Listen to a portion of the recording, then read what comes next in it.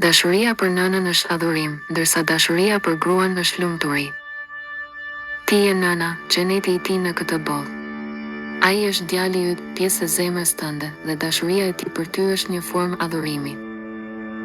Ndërsa dashuria e tij për gruan, që Allahu e ka krijuar për të sjellë qetësi dhe lumturi në jetën e tij, është burimi i gëzimit të tij.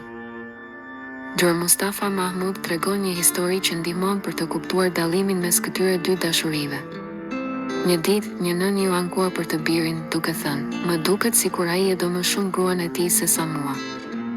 E pyeta: "Nën, më thuaj, çfarë është më e mirë, domatja apo portokalli?"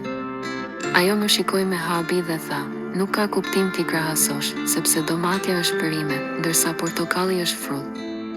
I thash: "E njëjta gjë vlen edhe për dashurinë, nën e dashur. Dashuria ka forma të ndryshme dhe secila ka vendin dhe rëndësinë e vet. Nuk është e drejtë t'i krahasosh ato me njëra tjetrën." Ajo tha: "Shpjegoma më mirë çfarë do të thuash." Iu përgjigja: "Ti je nëna e tij, xheneti i tij në këtë botë. Dashuria që ai ka për ty është e shenjtë, një akt adhurimi dhe respekti.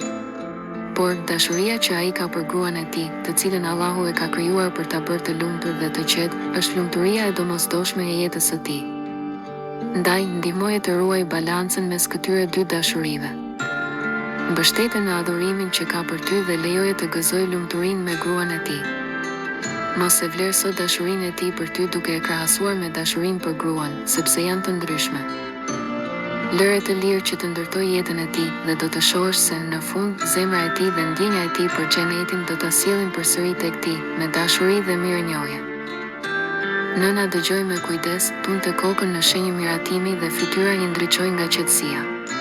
Ajo u largua duke përsëritur: "Dashuria e tij për mua është adhurim, ndërsa dashuria e tij për gruan e tij është lumturi.